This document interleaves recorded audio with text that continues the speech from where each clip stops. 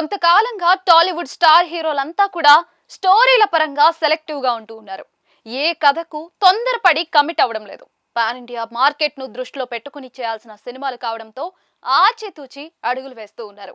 Triple R తర్వాత young tiger NTR ఇలాంటి గందరగోళంలోనే పడ్డారు.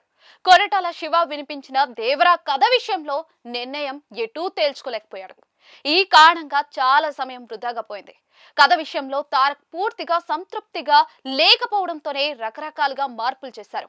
చివరిగా తారక్ దేవరాను లాక్ చేశారు. అయినా కూడా రిలీజ్ తర్వాత అతడి అసంతృప్తి నిజంగానే నిజమైంది. సినిమాకు డివైడ్ టాక్ వచ్చింది. అయితే mega power star Ram Charan మాత్రం అదే సమయంలో శంకర్ తో గేమ్ చేంజర్ కమిట్ అయ్యారు.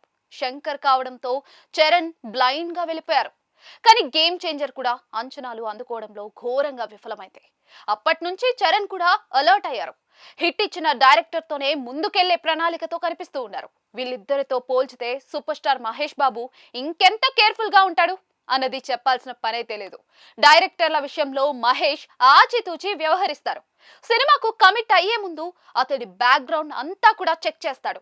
ఎన్ని హిట్లున్నాయి, ఎన్ని ఫ్లాప్లున్నాయి, చివరి సినిమా ఎలాంటి ఫలితం సాధించింది, బాక్స్ ఆఫీస్ వద్ద దాని స్టామినా ఎంత, ఇలా లక్ష ప్రశ్నలన్నిటికీ తాను అనుకున్న విధంగా సమాధానం వస్తేనే కమిట్ అవుతాడు.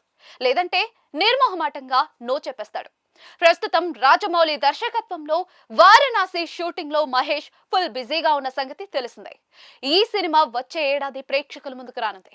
ఈ నేపథ్యంలోనే మహేష్ బాబు తదుపరి సినిమా చర్చ నెట్టింట మొదలైపోయింది.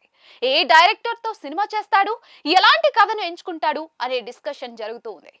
ఈ చర్చ మహేష్ దృష్టికి వెళ్ళిందట. ఈ నేపథ్యంలో మహేష్ సన్నిహితుడు ఒకరు వాట్ నెక్స్ట్ అని క్వశ్చన్ చేశారట. అందుకు మహేష్ బాబు సమాధానంగా బ్లాంక్ ఫేస్ పెట్టారట. ఏం జరుగుతుందో చూద్దాం, అప్పుడే తొందర ఎందుకు అన్నట్లుగా మాట్లాడారట. వారణాసితో Mahesh Babu pan India star అవుతారు. ఇదే చిత్రాన్ని వరల్డ్ వైడ్ గా 120 దేశాల్లో రిలీజ్ చేస్తూ ఉన్నారు. విదేశాల్లోనూ కనెక్ట్ అయితే పాన్ వరల్డ్ స్టారే అవుతారు. కాబట్టి తదుపరి మహేష్ ఏ సినిమా చేసినా కూడా అది పాన్ ఇండియా వరల్డ్ కి కనెక్ట్ అయ్యేలా ఉండాలి. అప్పుడు మహేష్ బాబు ఐడియాలజీని అందుకునే దర్శకుడు కావాలి.